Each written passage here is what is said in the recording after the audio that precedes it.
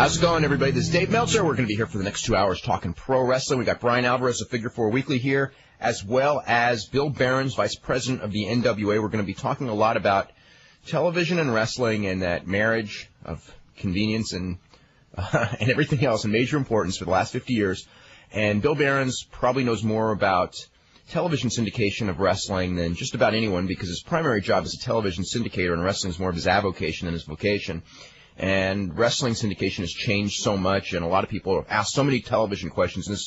And if you got questions about television costs, how you can make money or how you can't make money doing that, why territories probably cannot exist the way, well, they cannot exist the way they did in the 80s and things like that, this is the guy to talk to. This is the show to call in. So you can call in for that in about a half an hour when we get to that. Brian, how are you today? I do not hear Brian. Can you hear me now? Now I do, yes. Okay. What's going on? I'm doing good. Okay. Before we'll talk to you about Lita, because I didn't listen, but I know you did. Tough Enough starts tonight at 10 p.m.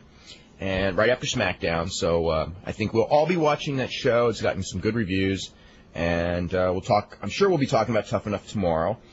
New Japan had its stockholders meeting today. There was no real huge news that actually came out of that. They didn't announce anything publicly of what's going on behind the scenes. They basically said that everything's fine, and they are working on a big Sapporo Dome show on July the 20th, which we've been talking about a lot. A lot of stuff coming out of the WWF as far as the developmental system. There was the overhaul that had been hinted and the cuts that have been talked about for literally months. Today was the day. They dropped the Memphis territory. They fired Terry Golden. They're not going to have anything to do with that. They have hired Les Thatcher, and they are now affiliated with Heartland Wrestling. So some of the Memphis guys, let me see the names I got around here. The Island Boys and Steve Bradley, Victoria. I don't have the names in front of me, do I? Oh, no, yeah, I do. Lance Cade, Haas Brothers. Right, yeah, those guys are all going to Cincinnati, and Cincinnati and Louisville are not very far apart, so there's going to be a lot of guys going back and forth between Heartland Wrestling and Ohio Valley Wrestling. That's going to be the WWF developmental territories. The guys who I didn't mention, which includes, let's see, Spanky and American Dragon, and Joey Abs, and some of those guys are being cut. A couple other guys, actually, several others are being cut. Sylvester Turkai, Mike Howell, Brian Keck. And actually there'll be more decisions on guys being cut made in the next couple of days, I think. But the basic situation is that if they send, say, a wrestler who's not booked or a group of wrestlers, they can work for both territories because it's like a 2-hour drive, I think, from Cincinnati to Louisville. And Jim Cornette and Les Thatcher, we've both had on the show many, many times. They get along. Les Thatcher worked for Jim Cornette and Smoky Mountain Wrestling. They have similar ideas about wrestling, and I think it was just felt that they'll train the guys better.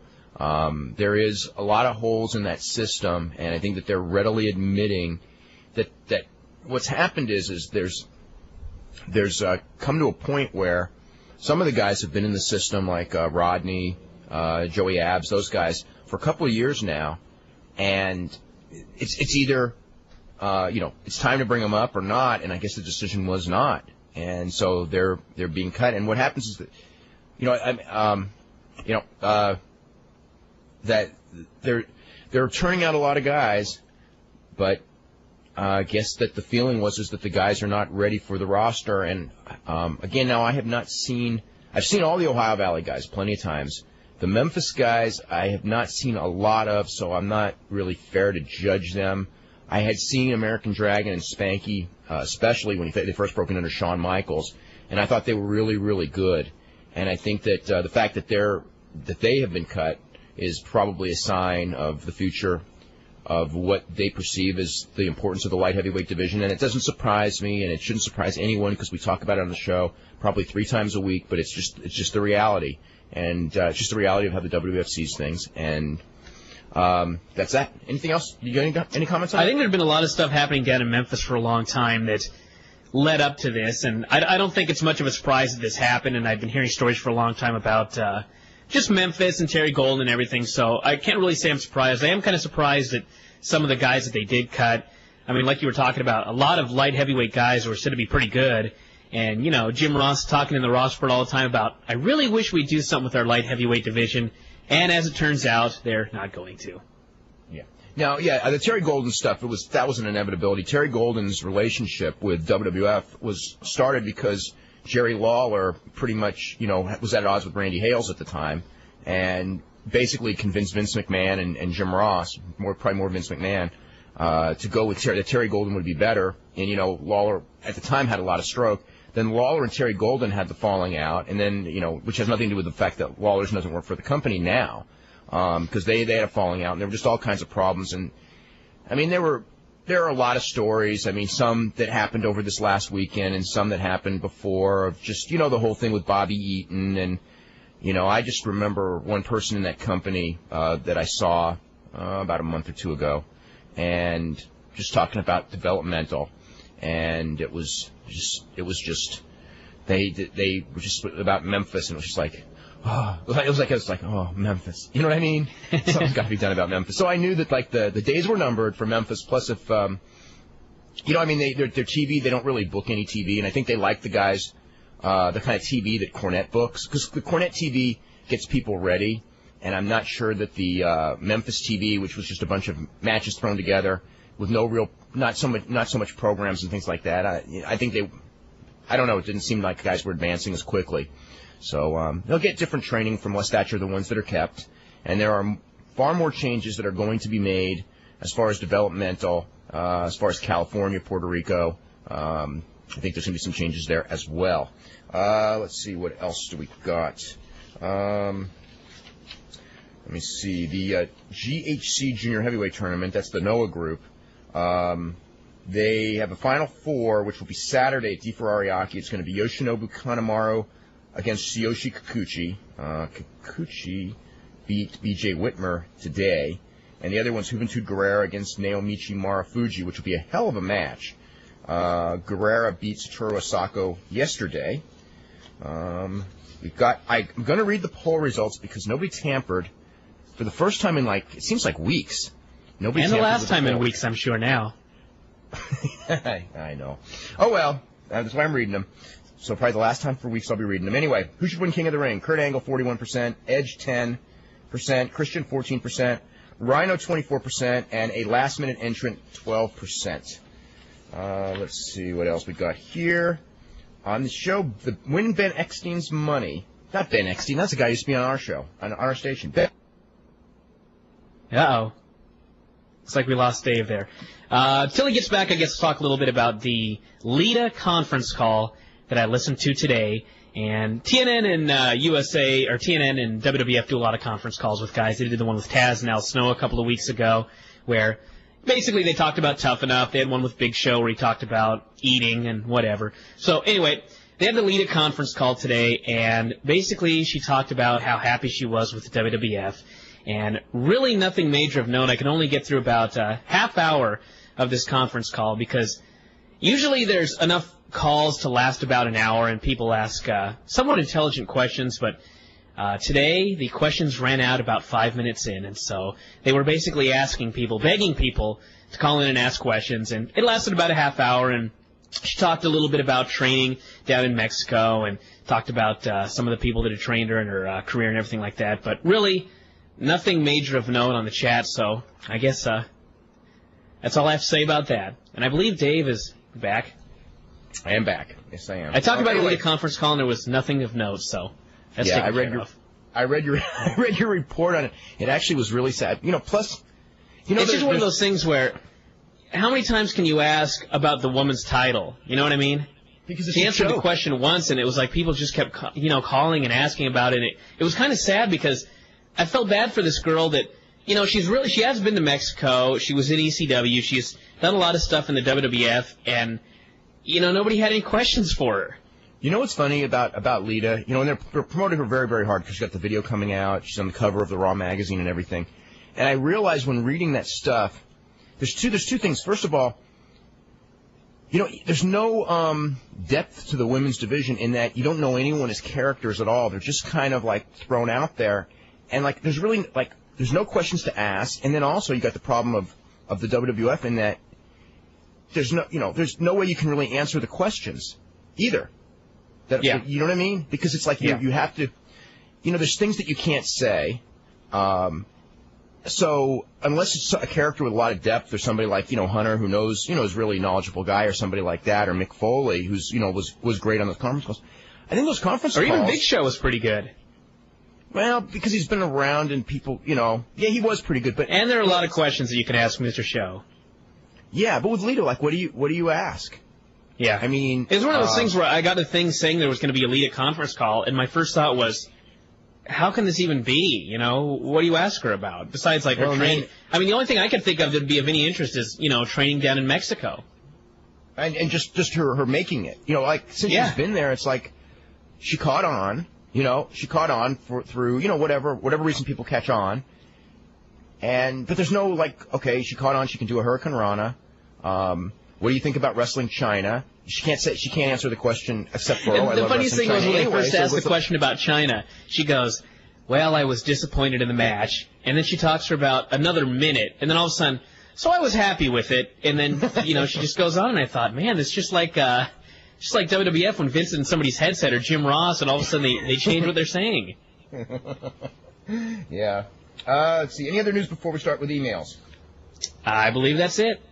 Okay. This is about Jacques Rougeau and the 93,000. He goes at the Silverdome. The one thing that you got to realize about the 93,000 is it's not that Jacques was lying. I mean, I sort of groaned, and the show was at its end when he said that, because it's like, basically, except for me and Brian, everyone in wrestling actually believes that's the real number. It's not like that they're. It's not like Vince had a meeting and went, okay, we got 78,000 people here. We're going to lie and say 93. I mean, everyone that was at the show believed there were 93,000 people there. Hey, I believed there were 93,000 people there for like 8 years for 8 years after it happened, until in the course of a conversation with somebody who actually knew, and they just sort of said, by the way, and it's like, wait a minute, and it's like, no, so anyway, that was the deal. Anyway. And one of the other things, I should mention this also about the Lita conference call, because if anyone listened to it, Paul Heyman has been in this company for I don't know how long, and she worked for him when she was in ECW, and she's talking about how, when I was in ECW, I never really talked to Paul, and I've said hi to him in a couple of things, when he's been here in the WWF, but I really don't talk to him that much, and everyone has people that they talk to and confide in. But I think some people have this impression that if you're in the WWF, you literally know absolutely everything that's going on, like you're going to know who's going to win King of the Ring and all this stuff, and they don't. I mean, they have no idea. I'm sure Lita has no idea what in the hell's in store for Jeff Hardy on Sunday. I'm sure she has no idea who's going to win King of the Ring. None of this stuff here. And, all these wrestlers backstage at WrestleMania 3 being told there's 93,000 people, I mean, they don't know any better, and I'm sure that they all really believe it. And they all believe that Bret Hart was going to be in Memphis the next day, too. Yeah. This day. Let's see. I just finished watching Starrcade 98. God, it was horrible. When it was over, it got me thinking. I know Kevin Nash was the booker, but the buck stops with Bischoff. Why didn't Hogan complain to Eric to try to overrule the fact that Nash would be the first one to beat Goldberg? Did Nash use the Finger title win as bait or what? I just don't see Hogan's ego allowing Nash to get the first win over Goldberg. What was the story? That was a long, involved story, and it was done months ahead of time. And the deal was, Hogan had a lot of people were really rebelling against Hogan as far as the wrestlers because of the feeling he was holding people back and things like that. And Nash was kind of like the champion of the wrestlers because he was kind of like the team leader, which was not good, but he's got a lot of personal charisma. If you ever hear, when we have people on the show, everyone likes him. He's got this knack of everybody liking him. And anyway, the deal is that they made a deal, and that was that Hulk Hogan would work everyone, and and it was so I'll tell you what. Speaking of things that guys fall for, there were so many people in that company. Not all. I would say 25% didn't fall for this one at all, but like probably 60, 70% did. When Hogan said he was going to retire, it was like, come on.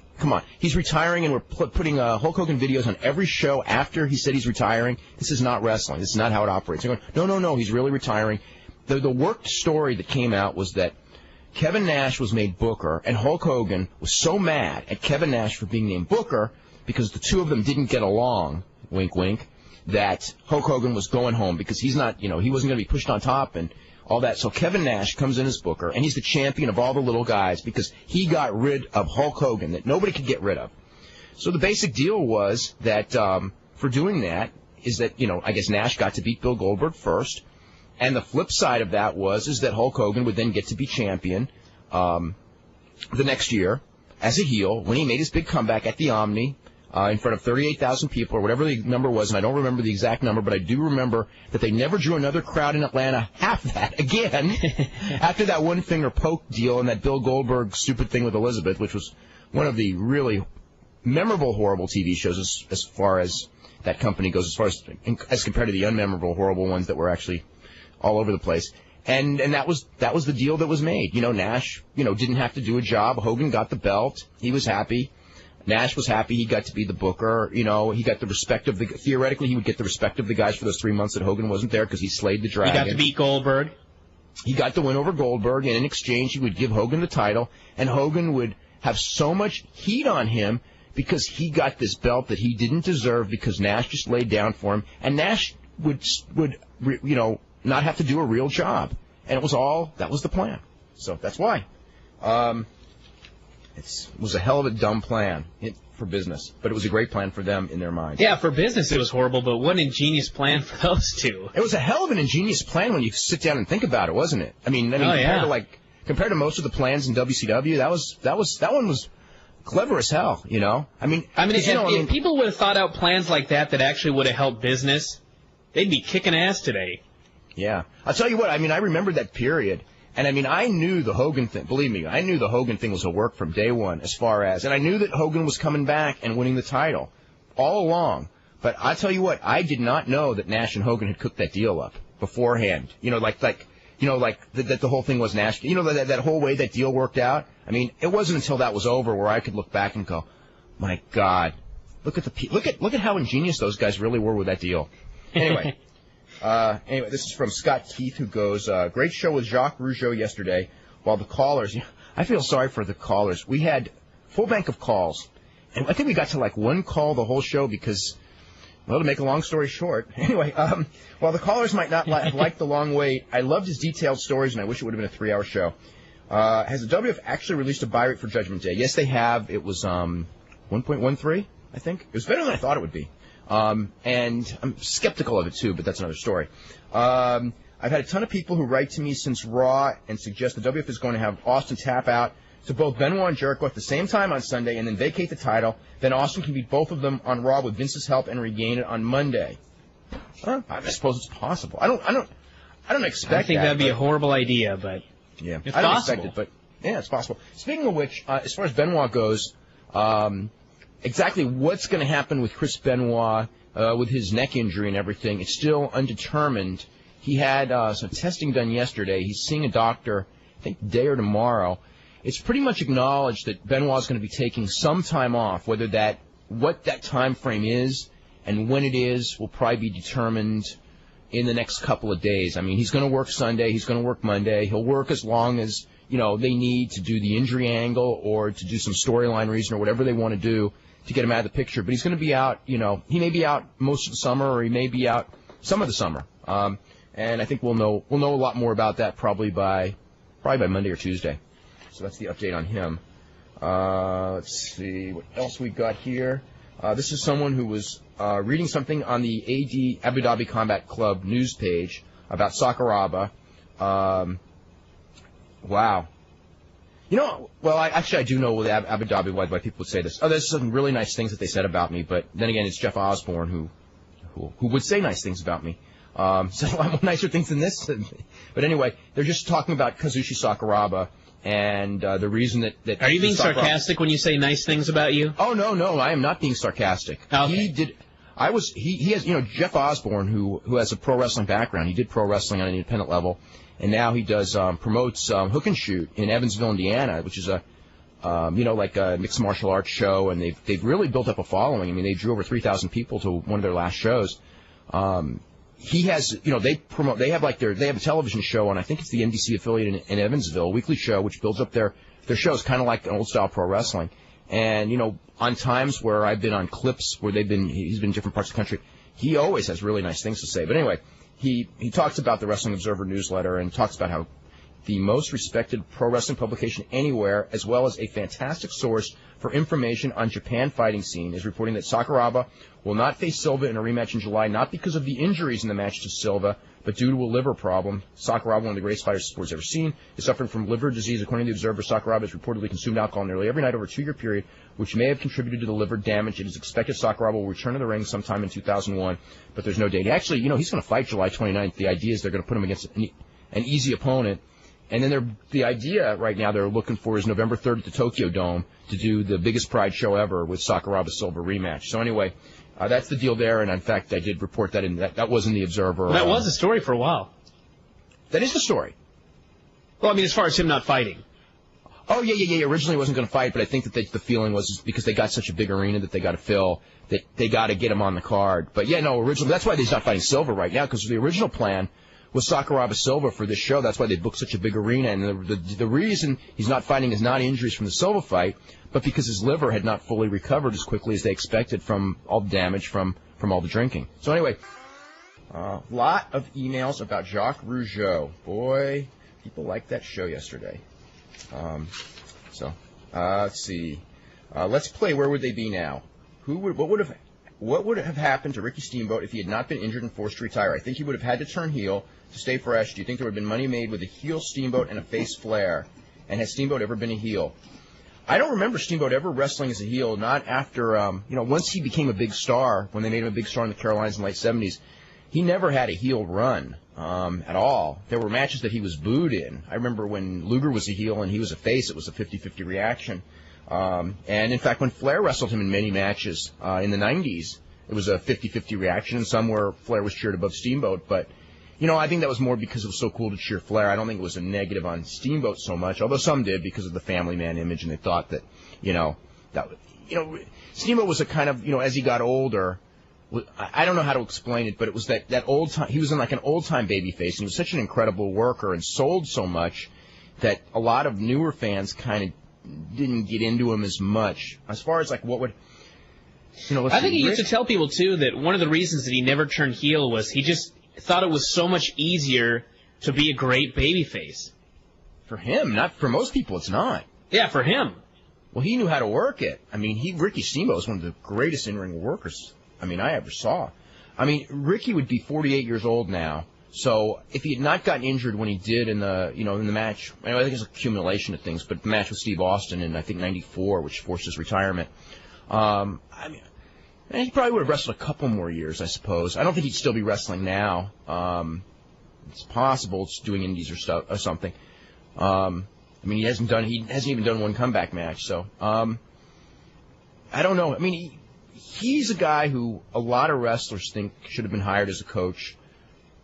And there's a lot of political reasons. He sued both companies, so there was a lot of bitter feelings on both sides, regarding Steamboat, as far as like after his career was over. And then during his career, he had filed different lawsuits against both companies at various times.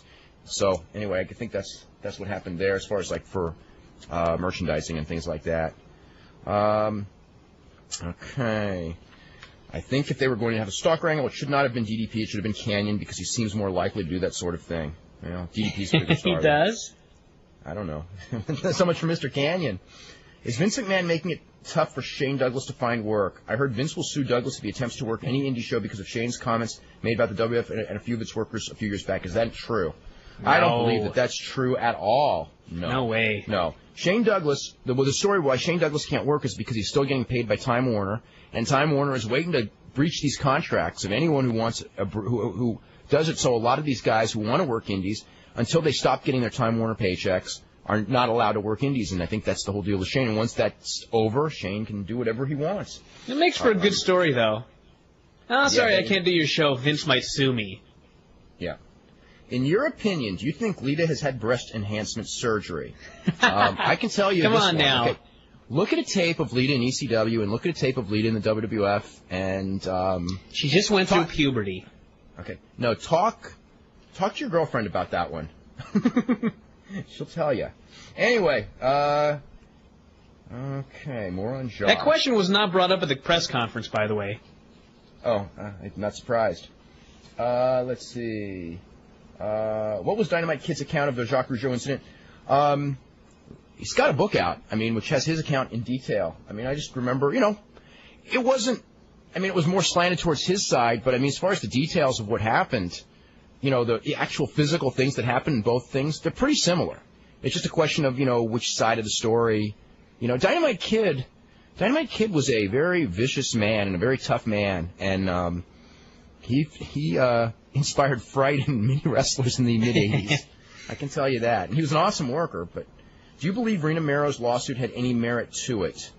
I believe that there were aspects of what she said in the lawsuit, as far as the accounts and things. I'm sure those accounts of specific incidents were true as far as, realistically, did they make her do things that she wasn't going to do? If she had said, it's like there's an inherent thing where, if you start saying no a lot and you're a woman, or even a guy, but especially if you're a woman in wrestling, they'll just get another one to take your place. And so there's that feeling that you really can't say no. And I'm sure she did things that she probably in some ways wishes she didn't, but she made tons of money doing them. It's kind of an ethical thing. You come in with the big religious background, and then they ask you to take your clothes off for just incredible amounts of money, and you do it. You make incredible amounts of money. I don't know. As far as like the suit, the suit was settled, so everyone's as happy as they're going to be. It's done. It's a dead issue. But as far as her accounts, WWF is not a perfect world. I'm sure those incidents happened. Does that mean that she should have made $100 million or whatever she was suing for? Probably not. And she didn't, so I don't know. Now, what was the story about a hole in the dressing room wall? Yeah, I think that there was a hole in the dressing room wall and the guys were peeping Tom. Now, you don't believe that any of those WWF wrestlers would actually, drill a hole in a dressing room wall somewhere. Well, I'm just thinking, it's not like there's one building that they run every show in that you can put a hole in. It's like there'd have to be a hole in every building in America. No. She only said it happened once. Oh, okay. Yeah, and I wouldn't be surprised that I wouldn't put it past them if it only happened one time. Yeah, no, it wasn't like they did it in that they were peeping on her in every dressing room in every building, because then we could go to 50 buildings all around the country to find that peeping Tom, peeping hole, Yeah. So anyway, no, that was just like an incident that she said only happened once. We got Bill Behrens on the line. Bill, what's happening today? Hello there. How are you all doing? Hey. We're doing really good. Good. No, I see I came in at a good time. We're talking about people spying on women. Yes. Yes. Bill, one of the reasons that I was so anxious to get you on this show is your background in television syndication. And besides, Bill's also promotes NWA Wildside, which has, actually, as far as distribution goes, probably has more distribution, well, not probably, has more distribution on television than any promotion in the United States except for the World Wrestling Federation, and vice president of the National Wrestling Alliance. So if you want to call in about NWA business or, how that thing's going, you can do that. But I wanted to ask you, it's a television syndication business, and you've been around it for a long time. As it affects wrestling, how would you basically, in a nutshell, describe the changes from, say, the 70s, 80s, and today's environment? Well, in the 70s were different than the 80s, and the 80s are dramatically different than today. In the 70s, professional wrestling shows found their way predominantly onto television through cooperation with the TV stations. There wasn't a fee paid by the promoter. Rather, the local station in general saw an opportunity to do what was in essence local programming. They usually helped produce it, and there are 800 examples. Don Owens' promotion, CWA, which became USWA, even Fritz von Erich's thing started on a Christian station literally in Dallas. All of them got going cooperatively with the TV stations. And that was the earlier time. It goes back, probably to the beginnings of wrestling, where wrestling was considered to be a viable product that they could market and sell to local advertisers. The 80s came in, and Vince McMahon expanded, and when he did, he went into those local markets and he said, what if I give you a fully produced program, so now you don't have to produce it, I give you at least half the commercial time, and I pay you promotional dollars because I'm probably going to come to town and promote. And in many cases, why don't I just pay you? Which is one of the great pitches in syndication. It's the easy one. I'm going to pay you, and therefore you're going to love my show. And that's what expanded the WWF at that time and effectively, slowly but surely eliminated nearly every to almost every local show that was out there. In fact, until very recently, the only show that had survived was the Memphis promotion. Everybody else had gone away either immediately or eventually. Spin forward to now, and because of that, pretty much to get on TV, you've got to pay. And if you can find a way to avoid paying, you've hit the mother lode. Fortunately, because I syndicate programming for a living, the only reason the people I work with have been able to survive for the time they have, and that goes back to the end of USWA and Smoky Mountain and various other promotions, is I don't pay. So I fight the system, and normally the system eats you up the way it exists now. Stations are not looking for wrestling. Now your deal with not paying is you don't really care what time the show airs. You're not specific as, oh, this has got to air at 8 o'clock p.m. on a Wednesday night or whatever. It's just like, you know, if you have a spot here that's open, can I put my show in here? Is that basically it? Yeah, it can be. It depends. I mean, you know, in some cases, like in Philadelphia, the same station that ECW used to pay you beyond, we're on Monday nights at midnight, and have been on relatively in the same kind of time periods they were on for the entire time they existed. But that's because that's what they wanted the show at the time. We never talked about money; it never came up. Now, in Atlanta, at one point, I was on at 2:30 in the morning because that's all that was there. I snuck into a paid programming time period because they let me. And sales didn't notice. The programmer never told them. And until the station was sold, it survived. So, yeah, I do go the area of least resistance. Now, if you're promoting the market, then obviously, well, maybe not obviously, but you do need to have then, depending on how you're promoting, an effective time period you can promote off of. And you probably have to do your show very specifically to promote your house. Bert Prentice, for example, in Nashville is a master at that. He'll get a 9:30 a.m. time period, do a big commercial that's criticized for its content, and then draw enough to make money that night at the Nashville Fairgrounds. That's a very specific business because he's doing it 52 weeks a year, every Saturday. In my case, we don't have to draw that much. We fuel ourselves by the TV and by the perception of the size that Wildside, in theory, is. I mean, by attrition, we've become the #2 television promotion, which is pretty cool. You know, if more people go away, who knows? We could be #1. But not this year, though. No, it's going to take a while at least. WWF has to try to launch WCW before that potential problem occurs. But, I mean, basically, most people who go into wrestling perceive that if I get my show on television, I will therefore be able to draw and make huge bucket loads of money and become wildly successful. And the reality is it's the opposite. Television will eat you up unless you know the rules. I mean, realistically, the cost of television was probably the prime reason for the downfall of both Smoky Mountain and ECW. I mean, ECW had other problems too, but if Smoky Mountain did not have to pay for their TV, I'm not saying they would have lasted until today, but that was the cost that always kept them from ever really making money. Well, it's a combo package, and Smoky suffered from it, ECW suffered from it worse, which it's not just that. It's also if you get into the position when you're not the biggest dog in the pound of guaranteeing contracts, and Smoky Mountain at the time, you know, Ricky and Robert were getting $500 a week. The Thrill Seekers, Lance Storm and Jericho were getting $500 a week. Bob was getting his money. Everybody was getting a guaranteed salary at certain levels, and even people that were working spots were getting reasonable pay. Corny suffered from, to an extent, being one of the boys. Same thing Dusty Rhodes is suffering from now. I mean, at the low end, he'll pay somebody $100 because he just doesn't want to be that guy that doesn't do that. And the end result, unfortunately, is, and it's the old Jerry Jarrett thing that he told me, you know, you got to remember who's paying the bills on this thing. And the one thing that's always true is the boys always go out, leave the building, in theory, with money. The promoter doesn't necessarily. And he's paying all the bills that get you into there, and if there's TV involved, more. So, yes, TV was a piece of it with Smoky Mountain, but it wasn't the whole problem. It was that the expenses were far greater than the revenue Jimmy could scramble to get. And believe me, he scrambled as hard as anybody I've ever seen and was masterful at it.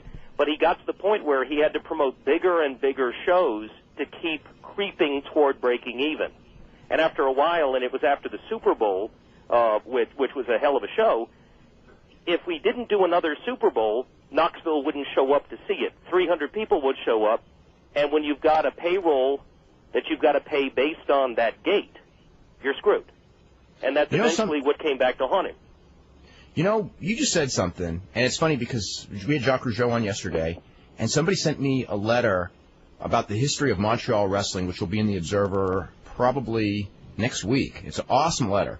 But anyway, the gist of the letter was a history lesson of Montreal wrestling, which portended a lot, actually, if you look at the WWF with the WCW thing, because, they had two, and when I thought back on it, and I written about the roller derby thing in Detroit, and in a lot of territories, when there was a big fight, and of course the WWF, WCW was a big fight, but on a national level, at the beginning, wrestling got really hot with the big fight, and then after a while, it cooled off, as wrestling is going to do. Well, anything will do that. That's cyclic in all programming. There's always the hot period, and then it starts to skew in television older, or people stop caring as much. So, yeah, that's very much true. Oh, that's what's happening with SmackDown, skewing older.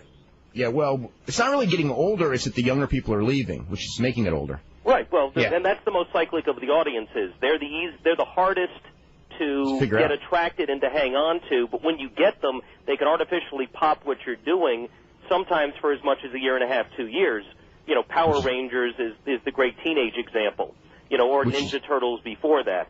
And in essence, wrestling has periodically, during a variety of cycles, suffered from or benefited from that same reality.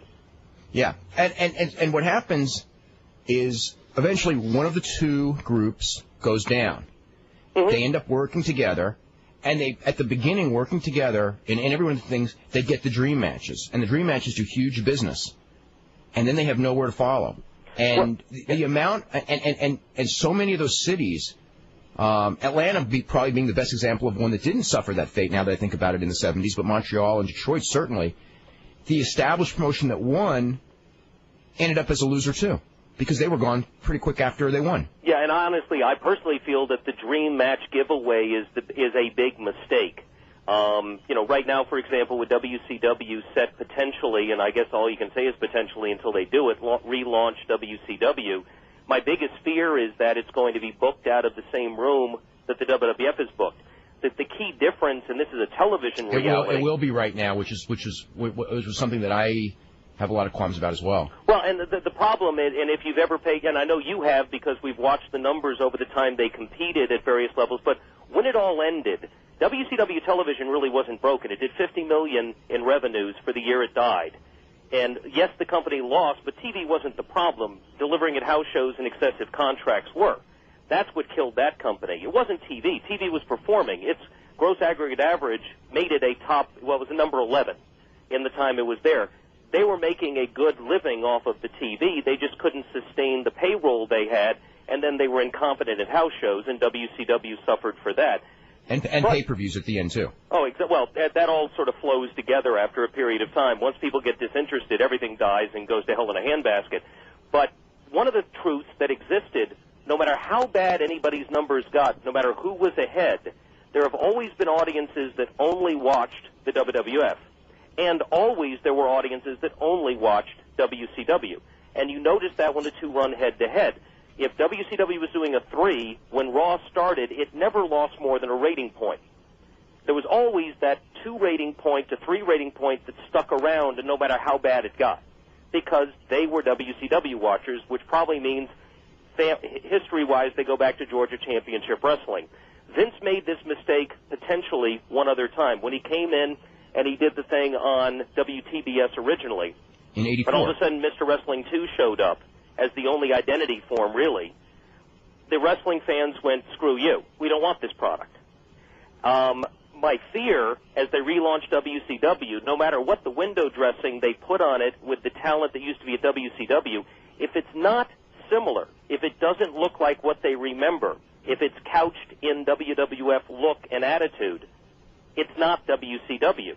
I don't see those fans coming back to that product, and at that point, what advantages there are going to be incrementally in terms of the rating you're trying to draw, particularly if the WWF is going to put WCW into existing time periods. The only advantage is if you can grow unique audience and get a higher number. Well, if all you're going to do is move WWF fans, you're not growing.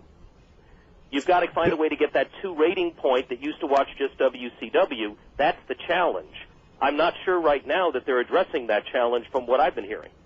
Right now, we're in an interesting situation with wrestling. Of course, with WWF, which basically owns the market, which means that there's, and it can be, historically, a very lucrative market, not just in television, but producing arena shows, although that's harder than it's probably been in a long, long time, and pay-per-view, which I think is also harder, although maybe it's just that the pay-per-view shows haven't been as good for the other organizations, and that's why it seems harder. I'm not sure. So there's people on the outside, the fringes that Vince doesn't want, Hulk Hogan, we hear about Randy Savage, Eric Bischoff, different people, Jerry Jarrett, thinking, there's a hole in the market for me. That's the only one that has potential credibility because he knows what he's doing. Okay. Now, when I hear about these guys saying, that they want to start something, I think because of television, especially the odds are pretty much against you unless, is it, I just keep thinking of all these people who, like WXO and AWF, who are going to use television syndication, and they go through so much money so fast that it just blinds you almost. Well, yeah, and with all respect to the nice people that did those, they honestly didn't have a clue what they were doing on a variety of scales, but particularly on the television side. Alberstein did very pretty television for a 13-week period. I literally told people to take the money and pull my show off because I knew it couldn't survive, because there's a perception that some still have, and we even have this discussion at the National Wrestling Alliance in our lofty board meetings, where we talk about the potential of a singular national voice on television, like the NWA ever had one of them. But the reality is you can't have one show and succeed. That is impossible unless you control the budget and you build a business around it. WXO is a wonderful example. WXO came out and said, we're not going to do house shows for months. Well, there's a smart idea. We're going to go into an all-expense venture where we won't make revenue for 6 months. And how the hell do you survive that? And then all of a sudden they go into a second taping and they cancel it with a press release that says the bleachers didn't look good on television. Well, that sounds almost exactly like WoW. Yeah, like WoW. Same thing, like $2.5 million in 2 months. Yeah, they made a valiant effort in that they tried to do the full gambit. They got there, they did the pay-per-view, but they hot-shotted it. It's like I've heard Mr. Bischoff say he wants to take the exciting Mat Rats concept to pay-per-view. Well, how the hell do you do that without promotion and a vehicle to do it? And that is the 8-ball everybody's behind. When various people were trying to or thinking of buying WCW, Jerry Jarrett was one of them, and I was talking to him at the time. The one thing that was key to that potential acquisition was the timetable. Was the time periods that the wrestling was in, the diversity of distribution, and the ability to turnkey that. When that was pulled off the table, WCW, the name brand alone, didn't mean enough to jump into that. It wasn't worth buying. And that's the key, is to try to figure out, you can go in one time period, but you've got to have a bigger business. If the Universal thing that Hogan is supposedly setting up with Jimmy Hart and others were to promote a theme park that had something to do with wrestling, and the show was a commercial to promote people to it because that's the ancillary revenue, then there's a chance it could work, because then the business isn't traditional wrestling. You're really out of the wrestling business. You're just playing around it. But if you're going to go play by the wrestling rules, where WWF is up on Madison Avenue with a gross aggregate average across, 8, maybe 9 shows. I've lost count at this point because of how they break the shows down by hour. But they're all cumed together. And at a GAA, it's as high lately even as a 13, 14. And as an average, it's still a top 10 program, which makes it viable. Well, if I go out with my little piece of shit single show, like I've got, we've got a great show, wonderful talent, exceptionally talented people. Steve Prazak with us. We've had everybody sitting in, everybody and their mothers come visit us. But we're still, we're small. And I can't go to Madison Avenue with 40% of the country and have any credibility at all. They're going to beat me up. There's no way to do that. And ECW suffered from that. They had their show bought on the air, so they had tons of expense in their syndication side because, in theory, they're going to make it back promoting, but that never worked. Then they added the albatross of a cable time period that fragmented everything they were doing, and most particularly the pay-per-view that it was almost working.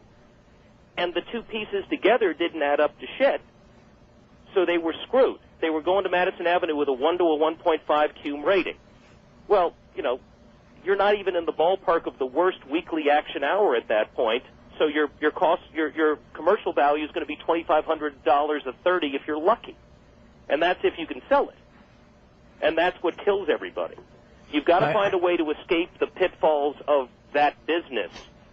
And that means you've got to have a plan to run buildings that makes sense, which means smaller rather than larger. TV's got to be a promotional vehicle where you count on at least breaking even, but don't look at it as the moneymaker. And you've got to control salaries and deal with people reasonably. I mean, if you're going to give a bucket load of money, I mean, I had Tank Abbott with me at one point working in the development system at Wildside.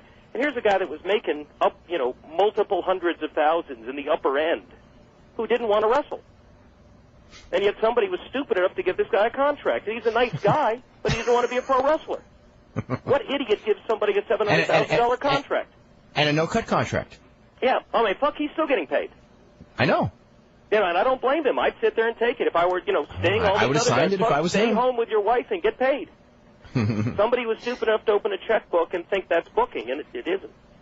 Now, you know, as far as using like TV for commercial purpose and that sort of thing, I also see a lot of indie groups that have a little tiny TV show, and the way that they pay for it is they use it as a commercial for their wrestling school. Yeah, and that can be very sleazy because then you have a tendency to be, you know, charging a large amount of money for people that are never going to get anywhere. You know, for example, I won't let our guys do that. We actually have to deliver something. We just can't do that. I don't feel good when I see people that have no reason to be in a building out paying us money. You know, I'm sure once or twice it's happened.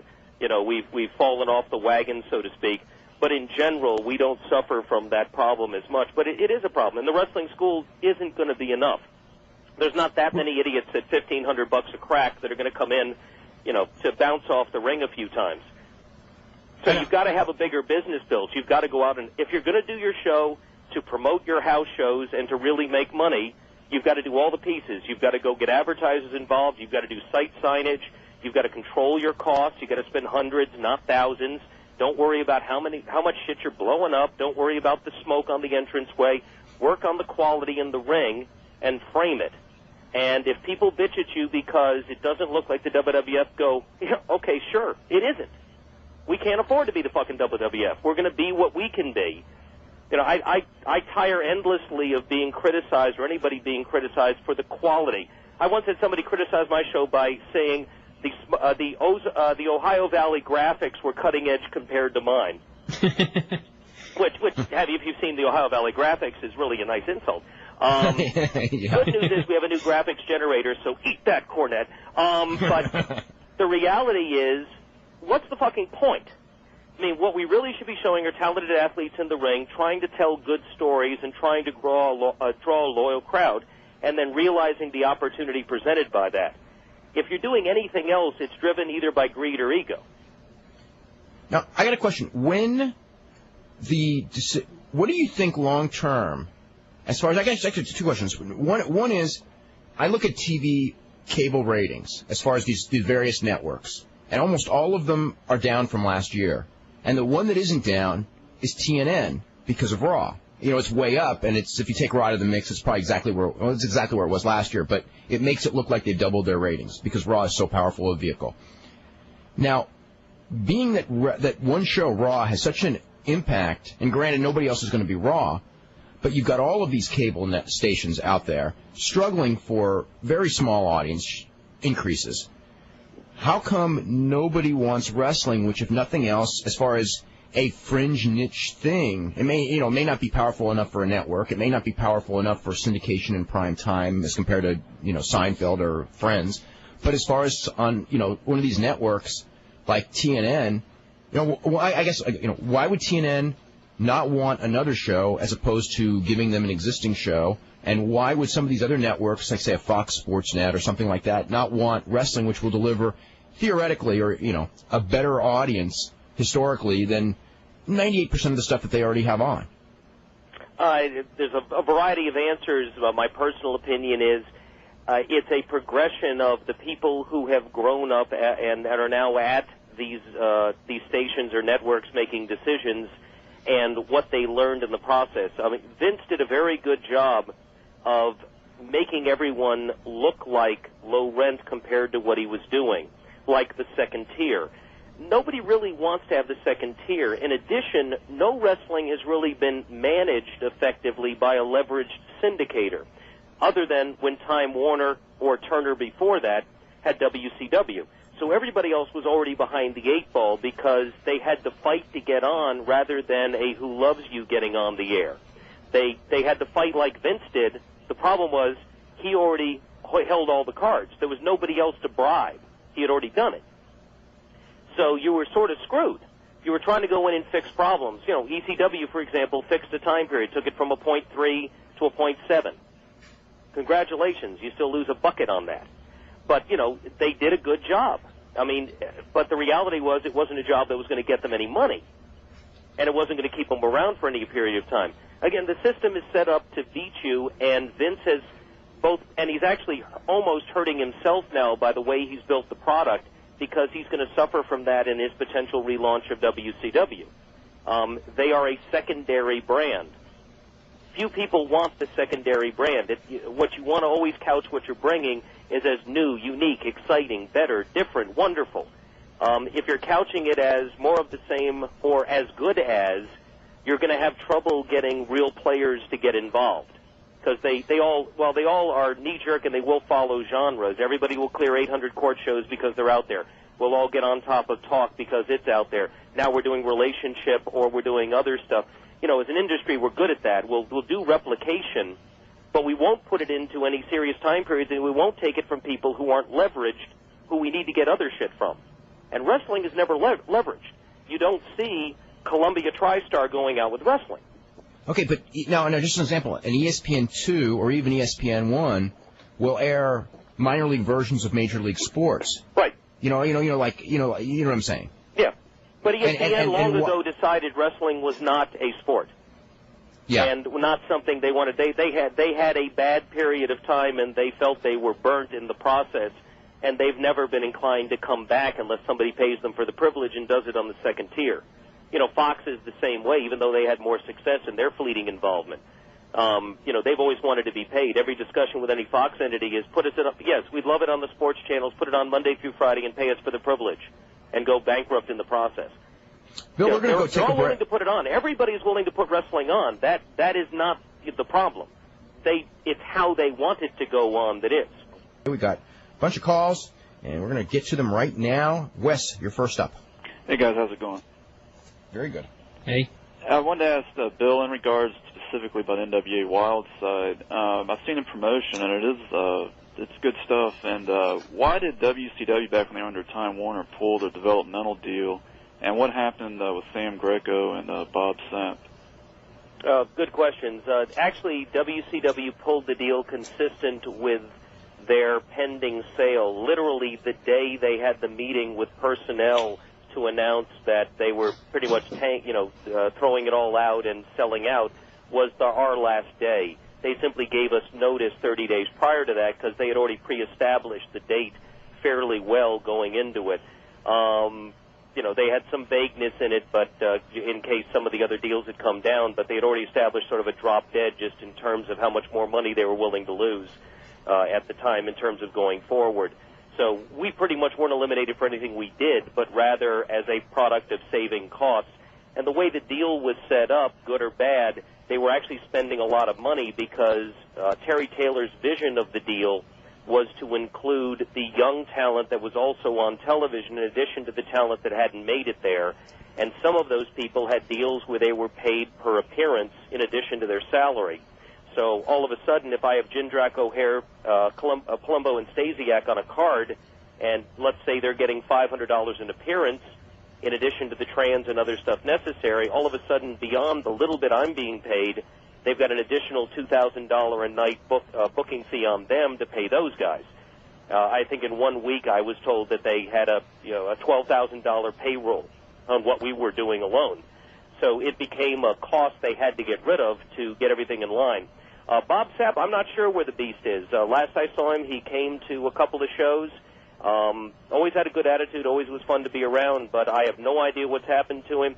Sam Greco had left us prior to the end of the deal because he had been identified to take the role as a wrestler in an action film in Australia for a major studio. And I believe that's what he's still working on. Yeah, yeah. Were you surprised when TNT and TBS, when Jamie Kellner made the decree that he was canceling wrestling effectively, basically ending the era? And also, in hindsight, do you believe that that decision was more the only way to sell to Vince as opposed to a decision made based on the fact that they really didn't want wrestling anymore? It was just like, if they were going to sell to somebody else, they had to keep wrestling, but they wanted to sell to Vince, and it was just the only way to make that deal go through. Well, it must have been because there was an extremely viable offer from Jerry Jarrett to buy the company, and they did not take that offer that was on the table. Times that people were assumed to be on vacation and other stuff. They were actually in negotiations with Jerry, and I was privy to those with some other people. And but our key on the potential of involvement would have been television. Jerry Jarrett is very smart and has a great rule as it relates to wrestling, which is he's determined not to lose money, and he never has. And that's the thing that makes him the only viable person to get back in. Everybody else is, with all apologies to all of them, because some are very talented performers, but they're pissing in the wind.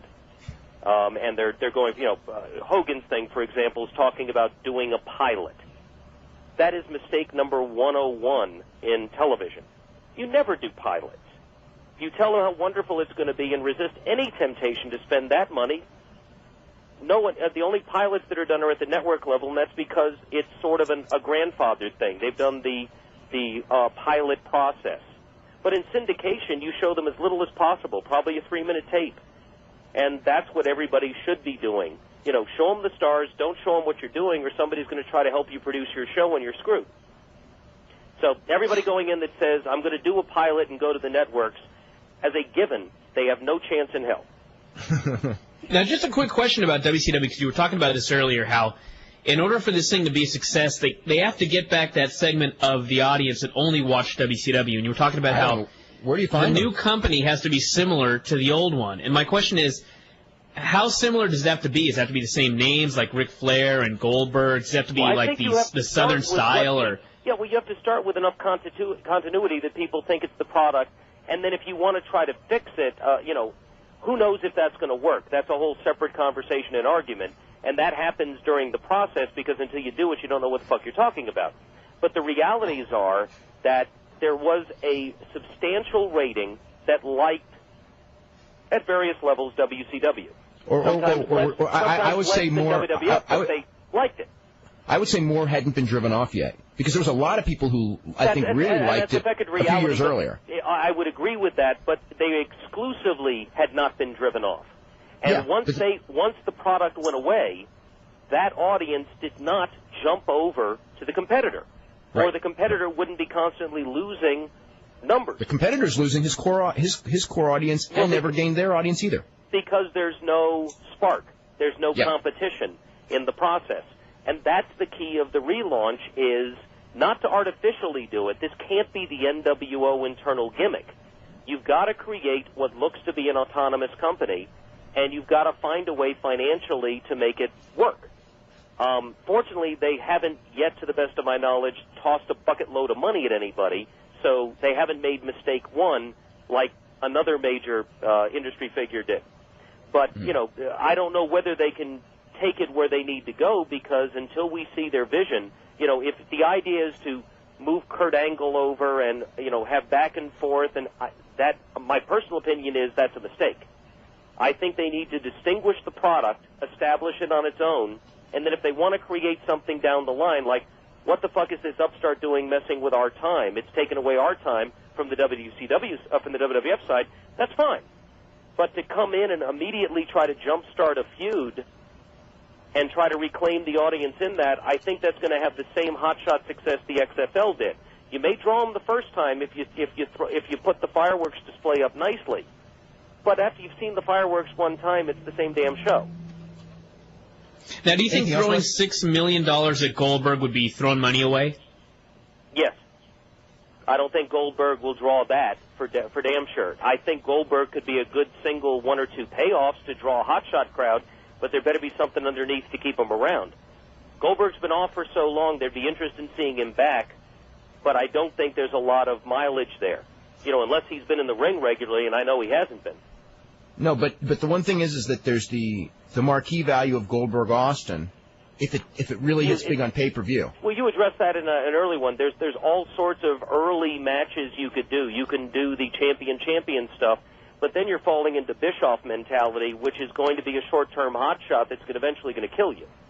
You know, you're going to all of a sudden be buying your rating, and eventually you're going to end up booking rap stars. Hey, Wes, is there anything else? Yeah, just one more. In regards to just when I grew up with the NWA, and they had the heavyweight champion would tour around.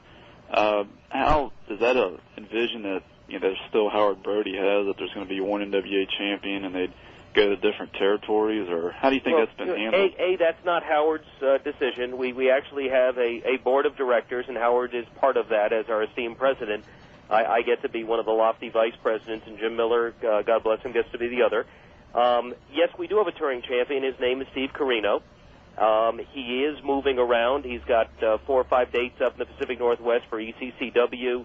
He's going into Texas, facing Kevin Northcutt very soon. He just came out of Florida not that long ago. Are we able to keep him as busy as we'd like to? The answer, regrettably, is no, because good or bad, we're still our little clusterfuck of promoters. And this is not the 1970s, and none of us are making hundreds of thousands promoting gates that exceed 5,000. We're all either, some of us are hotshot promoters that, put Tom Brandy in the main event in 3 different roles, and others of us are trying to run as regularly as possible because we believe in the circuit system. And at least, if they're doing what I'd like, we're running once a week, and certainly that's not all of our people. So we're not keeping Steve busy. We didn't keep Mike Rapata busy. We didn't keep Ogawa busy. We didn't keep Gary Steele busy. We didn't keep Danny Severn busy, and they had to do other stuff. But I think, and it has to be a slowly but surely process, we're doing the best we can by relatively the same rules the NWA existed before, which is we're a little group of promoters. We agree, and then we're all out for ourselves in the long run, which is the way it's always been. And we'll share the talent, and we'll do the best we can to get people booked. I mean, I have the world champions going around. I have the new heavenly bodies, the NWA World Tag Team Champions, coming up in late July, and they're starting to travel more. We've got a little junior tournament going on in Florida coming up that will expose some more of the talent. There's no quick way to do it because we don't have one great national voice with the layers necessary. But we're doing, I think, as good as you can given the independent system and the realities of the system. And if you add together the cumulative gates and the impressions that our individual members get, which, by the way, does include Victor Quinones, Antonio Inoki, and Ohio Valley, we are drawing some reasonable houses, and people are getting the NWA name out, at least in fits and spurts. So it's not the same as it was, but we're getting there, and hopefully we'll keep Steve busier than he has been, but he's been a good champion so far, if not a great champion. Is there like an eventual goal that the NWA has for where they'd like to be in the future? Well, if you asked every one of the promoters, it would be different because there's always 2 priorities. There's the company and them. Because everybody wants their thing bigger than everybody else's, and yes, we'd also like the company to grow. We're not owned by a single entity. We're a limited liability corporation with 20-plus members who each own a piece of the pie and who all want to be the guy at some level. So there's, the usual petty jealousies and fun stuff that occurs in any happy family like that. What's our goal? Our goal is to be bigger. Our goal is to have the NWA name recognized, ideally at the level it was before, although that's probably not possible, but at least respected. And, in my tenure with the company, I was approached first with Cornette back when we didn't join, but we did get Danny Severn in back in the Smoky Mountain time. Then Corny, they set the deal up at the WWF, and I was approached, and then Corny said, yeah, now is the time. So I joined. I think that from that 3-year ago period, there's been dramatic improvement of the overall perception of the NWA as a name brand, because it relatively didn't exist before that much. It was something that ECW threw into a garbage can. And hopefully we're getting beyond that and we're moving forward. We've got matches set up for one of Inoki's companies with Carino and Rapata going over to work Otani and I forget the other guy. But, I think that's going to be good. Internationally, that's a good thing. We do have international members. We have 2 strong Canadian members. We've got Victor.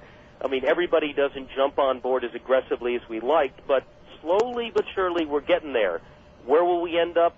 Who knows, because we're actually not playing with the real rules, which is, in terms of being a singular national force. If we're lucky and I get my way, each of our members will become important where they are. And by that strength, city to city or region to region, will be considered larger than we are today. That's, I think, the primary accomplishment we can hope for. And let's go to Jason in Georgia. Jason, what's going on? Dave, Brian. Hey. How's it going? Good. Good. Good. Hey, before I start, can we plug the Observer Live chat room? Go ahead. Well, I just want to say hello to everybody. Hey, there's an argument right now about what's going to be talked about next, if it's going to be the Dudley dog or dong or the dreaded F word for today. Oh, okay. Anyway, Bill Behrens. Yes. I had heard talk about Roland Alexander was talking about maybe bringing in AJ Styles a couple weeks ago on Dave. Yeah, and in fact, AJ had told me he was talking to him, and at least based on the Internet, because I haven't called Alan today, it appears he's booked for that King of the Indie thing. And then we've got Air Paris and Jimmy Rave going down for Howard Brody's Junior 12 or whatever the hell he's calling that thing. Mm-hmm. So, yeah, we're trying to get... Part of the gimmick I do is, because I'm known notoriously, I again learned from Jerry Jarrett, we're not known as a great payday. We're known for exposure and hopefully helping the other guys move around. And perhaps those are examples that we're accomplishing that.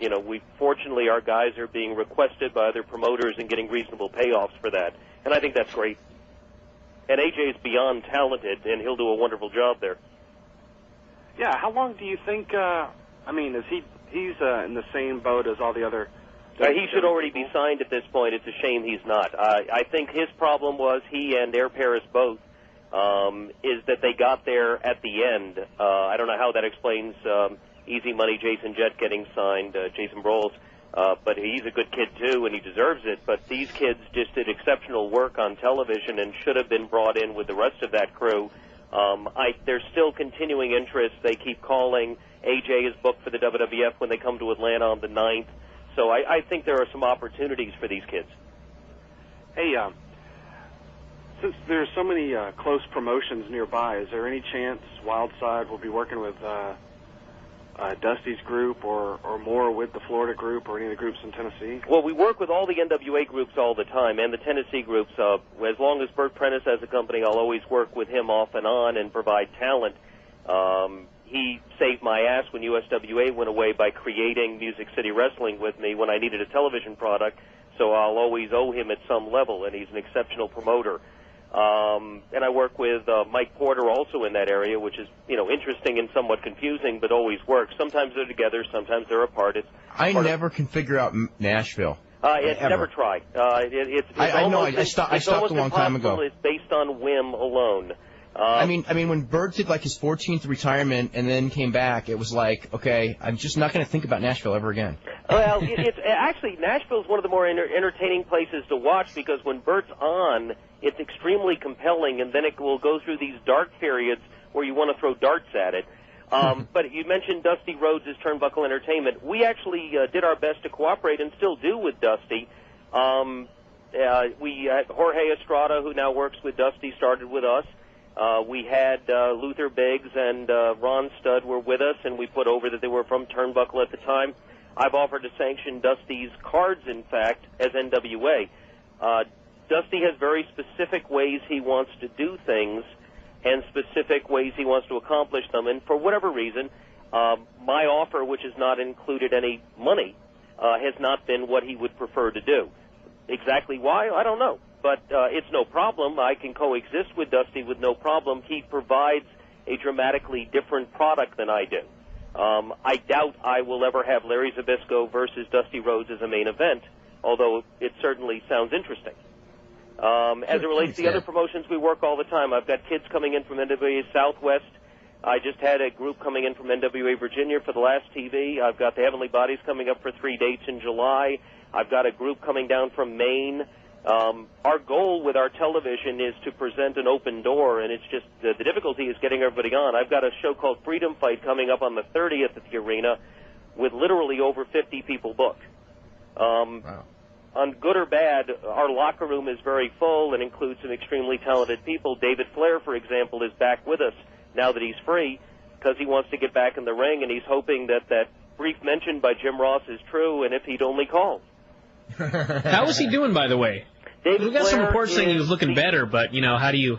David he Flair wasn't exactly looking great before, so... Well, the biggest shame is that we're not more widely distributed and more people haven't seen how good David Flair's gotten.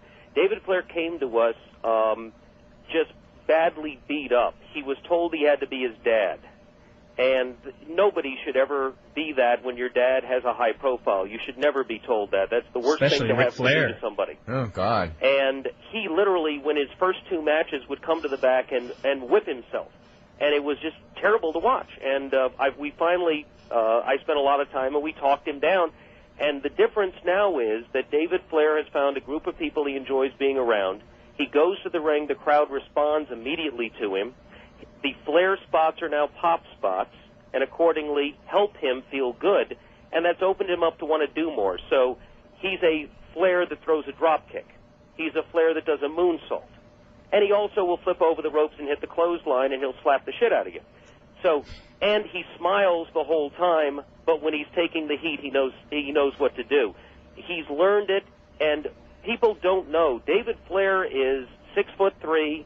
He's 235 pounds now, and he's added 15 pounds of muscle to his upper body. This is a talented kid that can go somewhere if he's not pushed too fast. When The Rock, for example, came in as Flex Gavan into the WWF, they pushed him so fast he was booed out of the building. I see a lot of analogy to this kid, because he's no less talented, quite honestly. Whoa. And people just don't know it because he was never given the chance. He was thrown in the damn ring, and they thought Terry Funk could lead him. And, if anything, he was scared to death of the whole experience. This kid was treated so badly in the way it was done, and I don't know why it was done that way. But he was thrown in and told, here's what you have to do immediately. I know you've never bumped before, but you're now about to go out and be one of a guy who's considered by many as one of the best that's ever hit a ring. And you have to live up to that name. Oh, okay, you're not doing a good job at that, so we're now going to make you a fucking crazy man, and we're going to do some kind of stupid gimmick where Vince Russo will end up really being the father of your child. This kid was torn all over the place, and he's just genuinely a nice guy. He's a good kid. He listens. He learns. He wants to improve. I'll give you an example, and this is the honest-to-God truth. Although the show was moved, Burt Prentice offered this kid $500 an airplane ticket and a hotel room to come to a show on the 30th in Nashville. It's now been moved to the 14th, so it's not an issue. I called David and said, that's one offer. I said, or you can drive to the arena and I'll get you $40 gas money. Guess where he was going to come? To your show. Exactly. That's the kind of kid he is. He wants to keep learning, and he's serious about what he's doing. And he's also a Flair, so he's really good now because he's actually getting attractive women to come in and work some of our shows. Anything else? Yeah, Dave. Any chance of getting any lucha stars that speak English on the show? For example, Porky? Lobos? do they? Oh, God. No. Well, Fabuloso Blondie's probably available. One of the female headhunters. Oh, Martha Villalobos. I don't know. Does she speak English? Well, I mean, I don't know if I would I don't know where to find her, for one thing. What about Juventud Guerrera? We've had him on before. Right. I got nothing against having him on. In fact, he'd be pretty interested. Right. Pretty interesting right now. Maybe when he comes back from Japan. Yeah, well, he'll be back from Japan. The last show's Sunday, so. And he's always running around, Juventud Guerrera. He's very unreliable these days. Now that I think about it. Didn't he just start back in Mexico? He starts back in Mexico all the time, and then he's not there very long. So, but I personally like Juventud Guerrero a lot. So, yeah, well, I'll try to find him. If anyone knows where he's at when he comes back from Japan, let me know, because yeah, I'd like to have him on again anyway. You guys do a great job. Thanks. Thank you very much. Let's go to Scott in Connecticut. Hey, how you guys doing?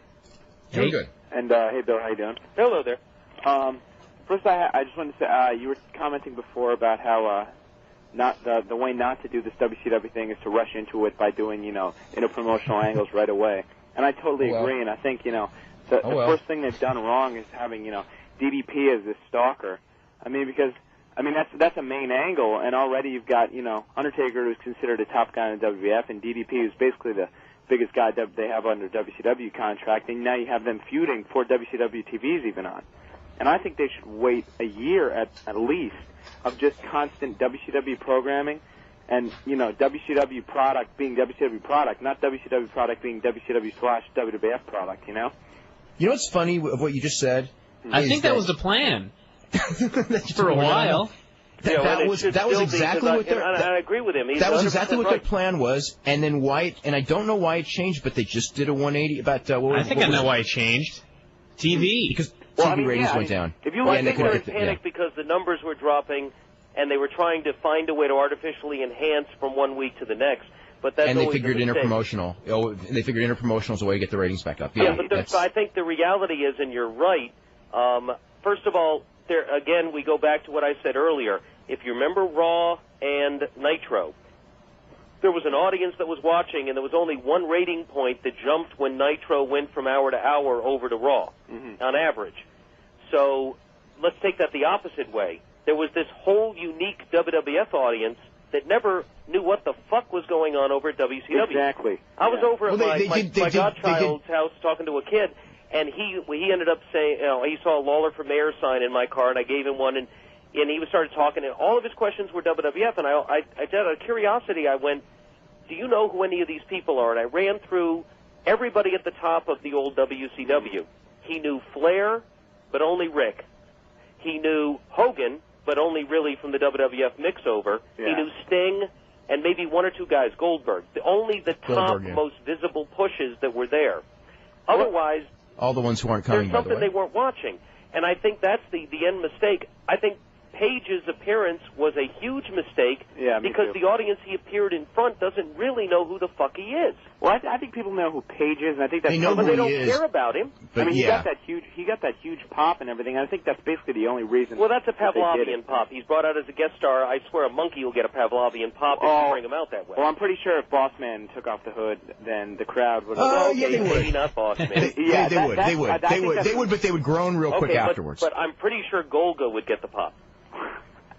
But I think that no, not that one. Putting Page in his main, interpromotional angle is a real mistake. I mean, I think that I know this is impossible for them to do now because they've already started the interpromotional angles, and I think they've started with Lance Storm, Hugh Morris, and Stacy Keibler. I cannot imagine any casual WWF fan who hasn't watched WCW for the past 2 years knowing who any of these people are. So just by showing, the casual WWF fans, the first guy that comes out is Lance Storm, and of course, the pop was big because it was Calgary. But and he kicks Perry Saturn, who's an insignificant guy on their. But it's like the first guy they're seeing in this angle is someone they don't know. Yeah, if we were doing this on the regional level, of course, we would build up the history between Storm and an existing player like Jericho and go it that way. Well, I think they should hold off on that. I don't even think. I think maybe, a one-shot deal at a pay-per-view where all the WCW guys come out and, they announce all their information, like when they're going to be on TV, what the plan's going to be, whatever. But I don't think there should be, super kicking random guys, especially guys like Perry Saturn and Edge. And I don't think they should be doing that because I think for a year they should be two separate companies because right now I'm spelling NWO all over again. Well, no, it won't be that good, unfortunately, because NWO worked. Good or bad, it worked. And this, I think, is going to have trouble working unless I'm missing something that they're not showing me. And the only thing that could be is Goldberg. So, Well, yeah, but that I still think that's a hot shot. That's right too. XFL. That's at one big number, and then it drops in the toilet. They have to book Goldberg right too. I mean, they could bring in Goldberg, and if they do it the same way they're doing this, it'll sink too. I mean, they have to give Goldberg a year in WCW before they do anything with Austin. You know, if they bring him back, all of a sudden put him with Austin, and then have The Rock hit on it, it'll draw one good house. Yeah, one, and then they'll go down from there, just like they've been doing since WrestleMania. But I had a couple more questions for actually all of you on this. What does it take for say a moderately successful independent promotion who's doing pretty well within the area, but only really tours that say like the Northeast region? What would it take for them to get a television program? What do they need as far as like what kind of money do they need to be bringing in like every couple months and stuff? Are you talking a local program? Yeah. Well, it probably depends on the size of the market. In theory, I know that. There's two answers. There's what people think, and there's reality. I'm probably going to get all of my staff irritated right now, but we produce our show for hundreds of dollars. Mm-hmm. The word thousands scares me. That has far too many zeros for me to deal with. Anyone else that was doing the show we do, good or bad, would be spending thousands. Mm-hmm. When Dusty did his show, he did one taping, spent $35,000 to $50,000 on a show that never saw the light of day, except in home video, I'm assuming. If I had $35,000, I would be embarrassed to tell you how long I would be able to do my TV without having to go out of pocket again. Yeah. So the reality is anyone can do television if you understand that you don't have to be the World Wrestling Federation and duplicate those costs. Yeah. And if you find a way to do it that works. And we've done that. I mean, we use 3 cameras, but I won't out the cameras. Mm-hmm. But they're definitely not necessarily the big time. Now, would I love to have $20,000 cameras? Hell yeah. Mm-hmm. And if somebody wants to ship me the money, I'll get them.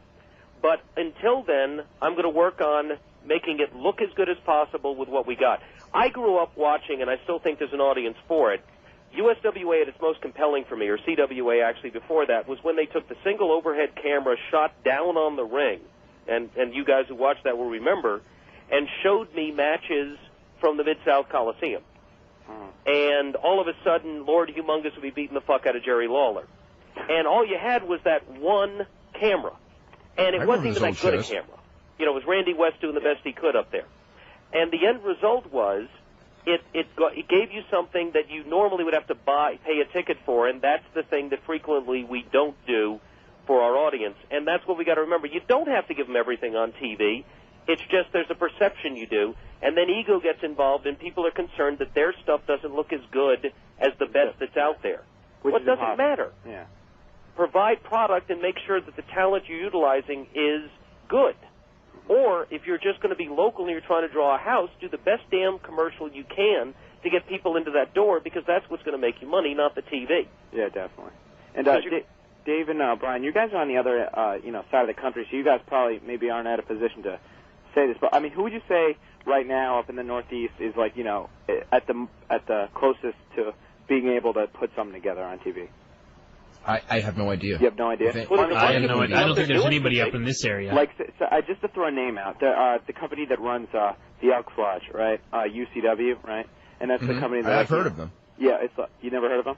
No, I've heard of. Okay, yeah, and then, they basically bring in a bunch of like ECW guys and stuff like that. Right. But I mean, they have Loki and Red and Maximo and Mikey's guys. So then, I mean, they run basically a show every 1 to 2 months, which I mean isn't good for having a television show, because I mean it's like you're not.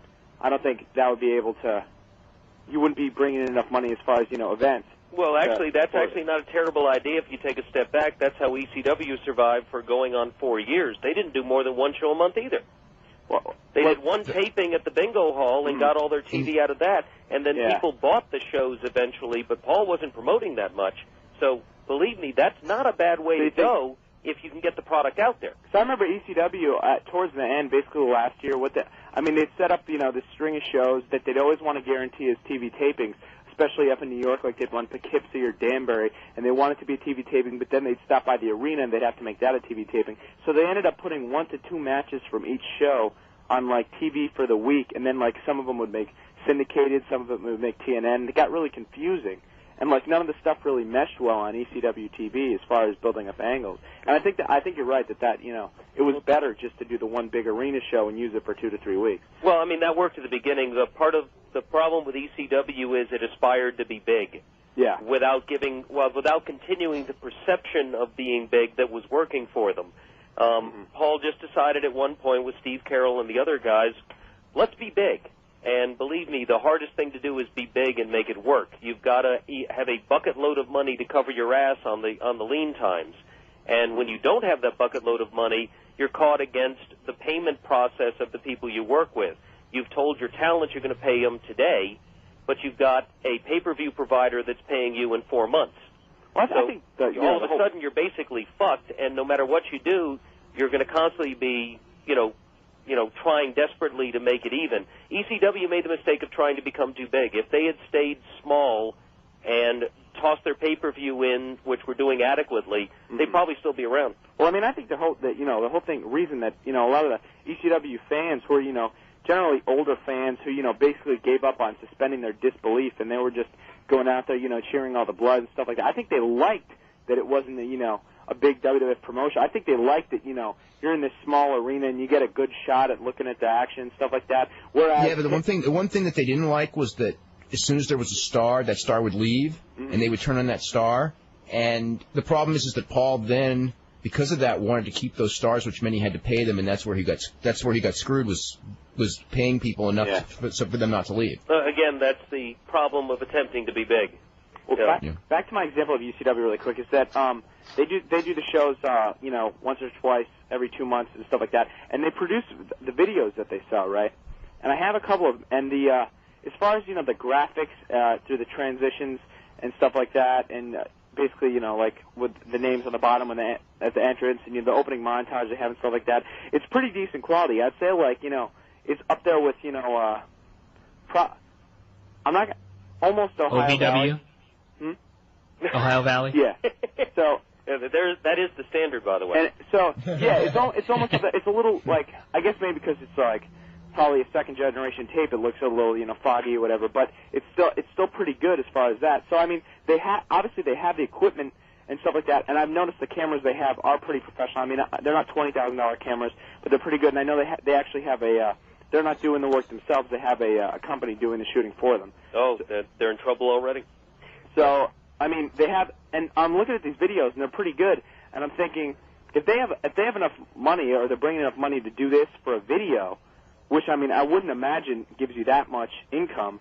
Why don't they do it and try to put it on TV? And that's why I was interested in knowing like what's missing. Well, I guess. I think Bill's idea is that they probably don't have enough to afford that right now. Mm-hmm. It's not like they're bringing enough from the shows to afford these expensive, paying someone else to do it and everything like that, and probably using money that they don't have right now. Well, and it appears, without knowing the promotion very well, though reading about it, that with a lot of good luck to all of them, that they're doing the TV for reasons that don't have a lot to do with making money on the house shows per se, because the only reason to do television is to draw a house. Otherwise, or to provide the perception that your people are stars if you know how to do that, but that requires you getting on for nothing. Well, the thing is, they run the same building every show up until now because they're outside. Well, then the with all apologies, potentially the television show is probably a vanity vehicle for them if they were to do it, because they have to find. Otherwise, there's no reason to do the television show, because if you're doing it for home video, you're going to make hundreds. I mean, that's pretty much a reality. But the question is, if we're talking the New York market, that's got to be the most expensive market in the country to get on television, just to get on a station, wouldn't it? Well, licensing alone is a bitch. So, one more quick opinion on, if you guys give me, Brian and Dave, is that, would you recommend doing the subscription plan for the OVW TV? Yes. If you like OVW, yeah. Sure. You want to see more wrestling, and you want to see... Corny does a very good job, and he's got some very talented kids down there that will probably show up in the World Wrestling Federation whether you want them to or not. Yeah, I know that. I'm a fan of the product. It's just that I'm worried about, like, will I be interested in it, like, 2 weeks after it's occurred, And I don't see any reason why not. I don't see any reason why not. I mean, that doesn't matter. All right. Now, you don't know it's 2 weeks late anyway because you're just getting the tape, you know? Yeah. So I mean, and you're not going to the house shows yourself, so it's not like it's going to be out of order for you. Yeah. Yeah. So Okay. I mean, what is it? It's about 2 weeks for. Yeah. And It's how much- every 4 weeks you get a Every tape. 4 weeks. If and you get the 4 like shows? a Southern-style hard sell, with Corny as the primary driver, and some decent-looking bodies and a few guys that actually know what they're doing in the mix. Well, I love Corny's booking. It's not a bad promotion at all, and Corny's doing a wonderful job by, trading off the guys that know what they're doing with the guys that don't. Yeah. I mean, they've got Kurt Angle's brother there, and he is as much an opposite of Kurt as there could be in the world in terms of his ability to get over. I mean, but is it worth getting it? So far after it's actually Yes. I don't see any reason why not. If you enjoy it, I mean, I get all my Japanese tapes are a week to 3 weeks later, but it doesn't make a difference to me because no one else is seeing them any quicker either. All right, cool. Yeah. The timeliness of watching the good product it doesn't matter. I mean, I would encourage anybody Or who the wants bad to watch product. Wild Side to order the tapes for the same reason. I mean, the fact that the storylines aren't the day you watch them. I mean, the reality is it's only now with satellite and the perception that everything has to be there today that this happened. In the old days, the same damn show traveled around a circuit over as much as a 2-week period. So, I mean, shows were dated as a given if you were running a circuit. And in theory, those people I work with and myself, we have the same mentality. I don't mind that it's 2 weeks old. It doesn't matter. Did York and Matthews get released? I believe so. Yes. They did. They did. Everybody but Rod Rages supposedly got released. No, they're keeping Victoria, Lance Cade. I had the names earlier. Island Boys. Yeah, but unfortunately, and that's a shame because Joey and Christian are exceptionally talented and great young people. Yeah. One thing I want to ask, what do you think as far as viability of an attempt to syndicate either a Mat Rats to build for a pay-per-view as something other than traditional wrestling programming, or say an Ultimate Fight television show? Let's say the UFC would produce a television show as a way to build stars for a pay-per-view, kind of in the old way that professional wrestling did the same thing. It's very possible, but everybody who tries it goes into it the wrong way because they go in and have to live with the rules they're provided. You basically have to go in and understand that you have a limited budget and you have certain things you want to accomplish. If you want to draw incremental dollars at a pay-per-view, you need to figure out what the number is that you can afford to spend to get there. And then the TV is literally a commercial. Wrestling has always been a commercial. It always will be. It's a commercial for other people don't. related You know products. what you just said. What you just said is something that people don't understand. A lot of times when we talk about Raw, Brian and I will go, "That was an entertaining show," but we understand that its purpose is not to just entertain you for 2 hours and then not spend money. It's to also get you to want to see a certain match, want to buy a certain match, and if it doesn't accomplish that, it's missing one of its prime objectives. Well, and it's to develop the stars that you can merchandise, to develop the back end of the video library. Well, to spend money. To do, if you're doing a business, then the business has legs to it. It's a hydra. It has more than one head. And that's what most people who start up television don't get, is that they go at it from a totally ego standpoint. I want my ass on TV. And, so all of a sudden we see some fat guy doing ring announcing. And that's the bulk of the indie shows. It's a bunch of idiots putting together television that may or may not involve talented wrestlers. Because, God bless them, wrestlers will take money wherever it comes from. But that doesn't get you to where you need to be. I mean, that was one of Vince Russo's biggest problems was when he wrote TV, he was writing TV to entertain himself and, I guess he figured, the people and as his well. Friends. And if he ever did an angle that was to build up a match, it was never a match that people would have to pay to see. He was building up matches that people would see for free on TV. Yeah, and it was a crucial mistake. I mean, I often analogize when I talk about it. We actually, with our Wild Side show, provide an awful lot of wrestling. We actually allow people to see a lot more than if we were promoting for that house show we would. On a local level, we would never do that. We would show less, which is what we do. But I flash over to Bert over in Nashville, or anybody who's a good promoter. The more you give away on TV, the less you're going to draw at the house. So you don't want to give them that main event. You don't want to give away all of the major angles. You want to tease everything, set up the major angle for the house show because that's going to be your primary revenue historically in wrestling.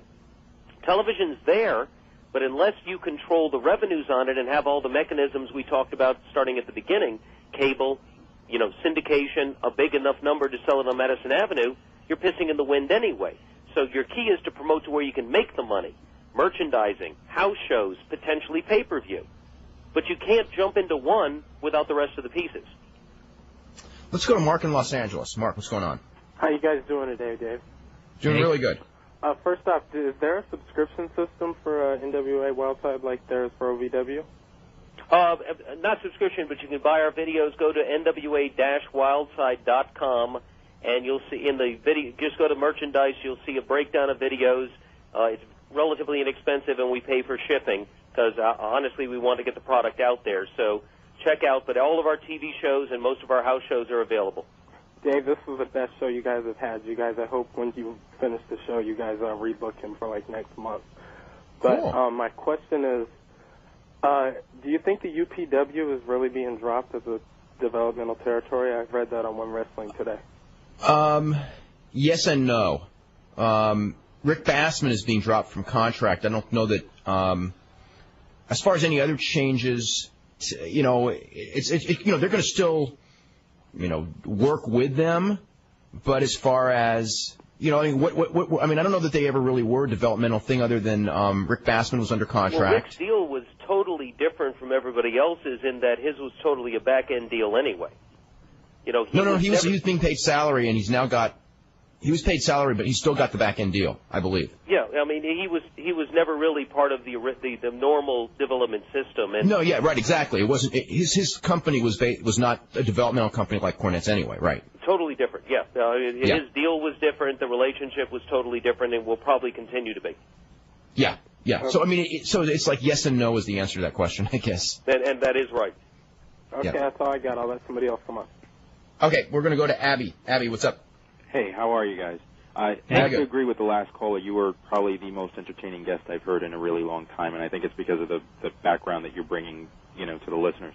Oh, thank you. Really quick, I think that the DDP thing, in terms of its shock value, was what. I guess hearing the mixed reaction from people that it should have been somebody different.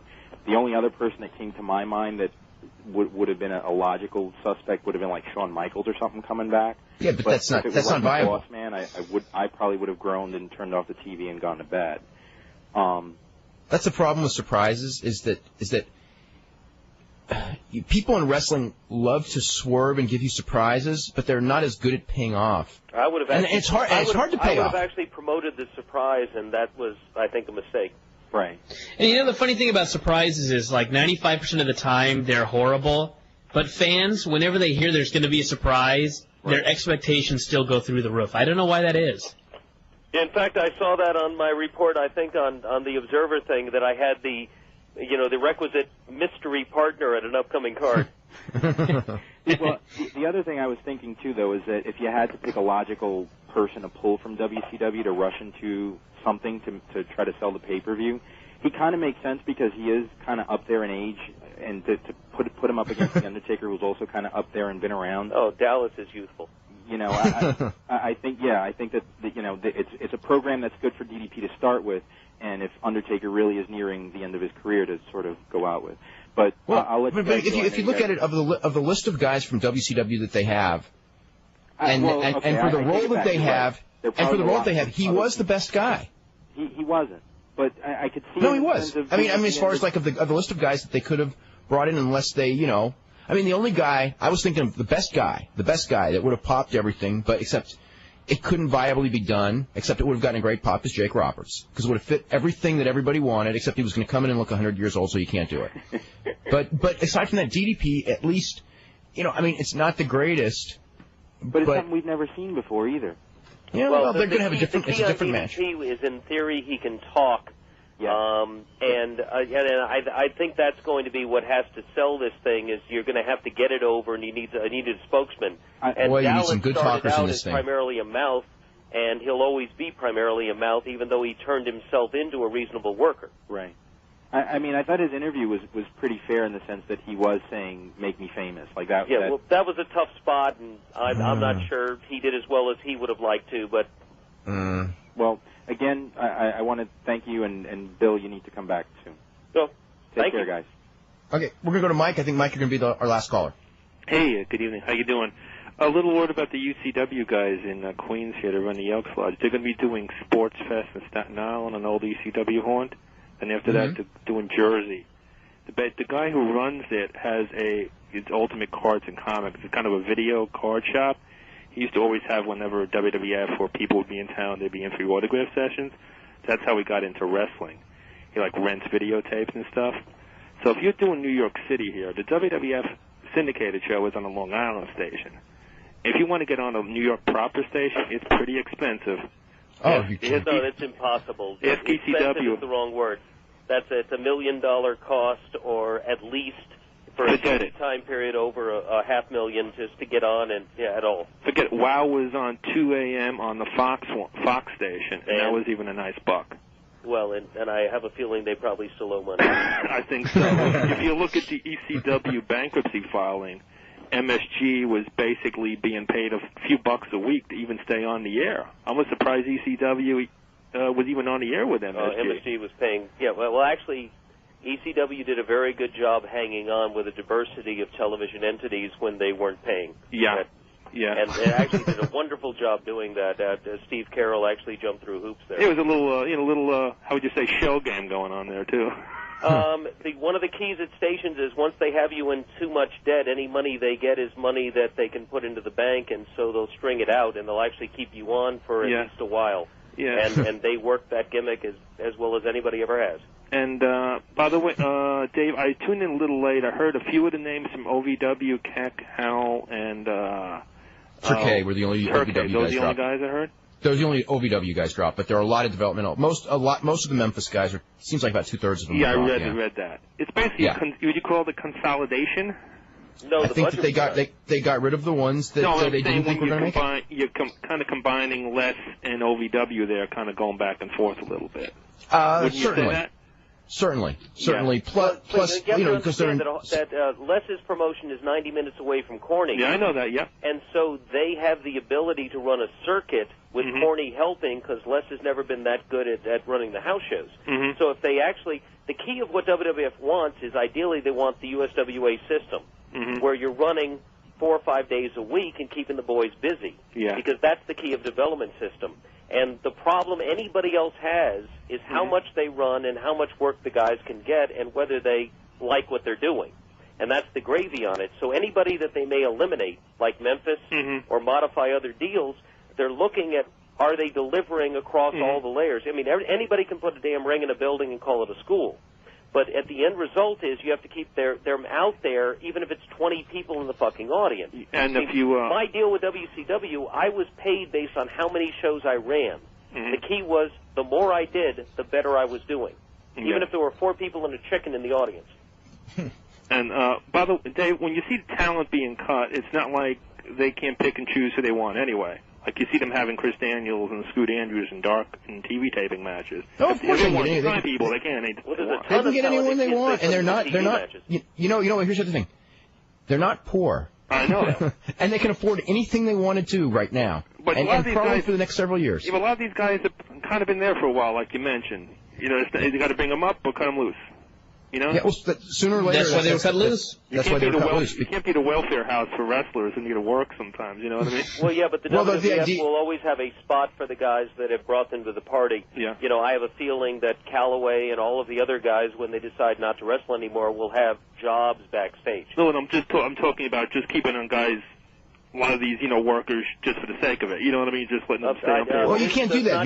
You can't do that. Think of it at any real level. Vince is not that kind of businessman. Yep. Yeah. Anyway, we are totally out of time. I want to thank you so much, Bill, for coming by. Thank you. And we'll have you on again. And tomorrow we're going to have Roland Alexander, and we'll see everybody tomorrow at 5.